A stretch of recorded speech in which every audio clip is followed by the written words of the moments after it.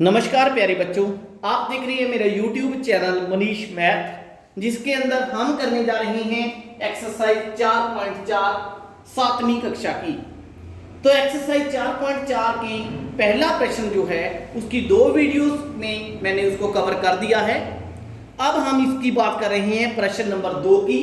दूसरे प्रश्न के पहले पार्ट की बात करने लग रहे हैं। इसकी स्टेटमेंट क्या है? अध्यापकता बताती है, उनकी अध्यापिका बताती है कि उनकी कक्षा में एक विद्यार्थी द्वारा प्राप्त किए गए अधिकतम अंक न्यूनतम अंक का दुगना जमा 7 हैं। तो बताएं अधिकतम अंक। यदि प्राप्त किए गए अधिकतम अंक 87 हैं तो न्यूनतम अंक क्या हैं, ये बताना है हमने। ठीक है, तो बेटा सबसे पहले मैं सीधा हल पे आता हूं इसके। हम कहेंगे मान लें न्यूनतम अंक, मान लें न्यूनतम अंक बराबर में x। ठीक, अब आप कहोगे कि इसको न्यूनतम अंक ही आपने क्यों माना? बेटा इस प्रश्न की अगर आप स्टेटमेंट को ध्यान से देखो तो इन्होंने एंड में पूछा है प्राप्त किए गए न्यूनतम अंक क्या हैं। हमसे न्यूनतम अंकों के बारे में पूछा गया है कि वो कितने हैं, तो हमने उनको क्या मान लिया? x मान लिया। फिर प्रश्न की शर्त से, प्रश्न की शर्त क्या है? वो कहती है कि जो उसके अधिकतम अंक हैं वो न्यूनतम अंक का दुगना जमा 7 हैं। अधिकतम अंक कितने हैं?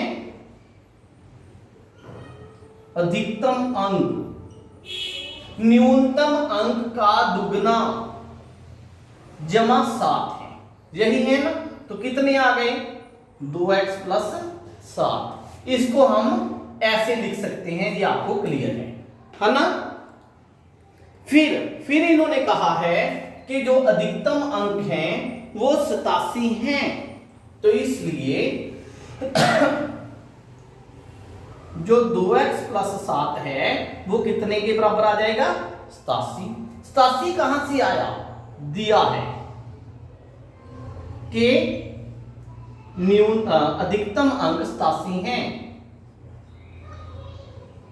दिया है कि अधिकतम अंक कितने हैं? 87 हैं। तो हमने यहां से भी अधिकतम अंक रख लिए, यहां हमको अधिकतम अंक 87 दे रखे थे। देखो आप थोड़ा सा ध्यान से देखो इस प्रश्न को। इन्होंने अधिकतम अंकों के बारे में 2 बार बता दिया।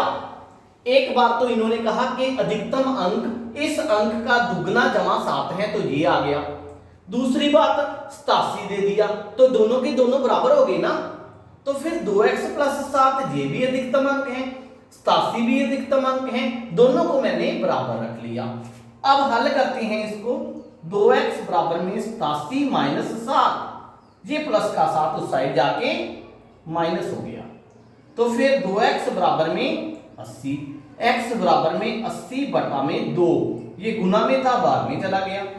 2 40 80 होते हैं, तो x का मान कितना आ गया? 40 आ गया। अगर x का मान 40 है तो हम इनको कह सकते हैं कि जो हमारे न्यूनतम अंक हैं वो कितने हैं? 40 हैं। इसलिए न्यूनतम अंक बराबर में 40, ये हमारा आंसर आ गया। क्लियर? उसके बाद इसका बी पार्ट, इसके बी पार्ट में बेटा इन्होंने क्या कहा है? हमें स्टेटमेंट लिखने की जरूरत नहीं है, हम इसकी डायग्राम को ड्रॉ करेंगे। डायग्राम में क्या कहा गया है कि एक समद्विबाहु त्रिभुज जिसके आधार कोण बराबर होते हैं, ये समद्विबाहु त्रिभुज मैंने ले ली, एबीसी इसका नाम ले लिया। ये दोनों साइड क्या है? इसकी बराबर है।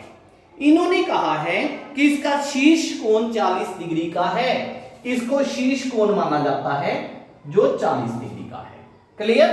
दोनों बराबर भुजाओं के बीच का जो कोण होता है उसे हम शीर्ष कोण मानते हैं।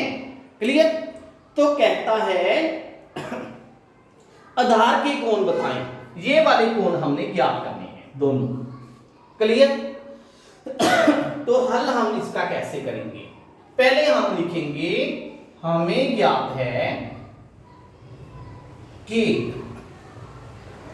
समद्विबाहु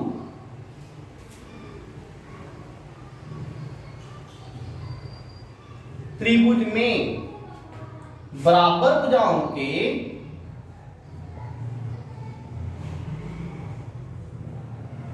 सामने के कोण समान होते हैं।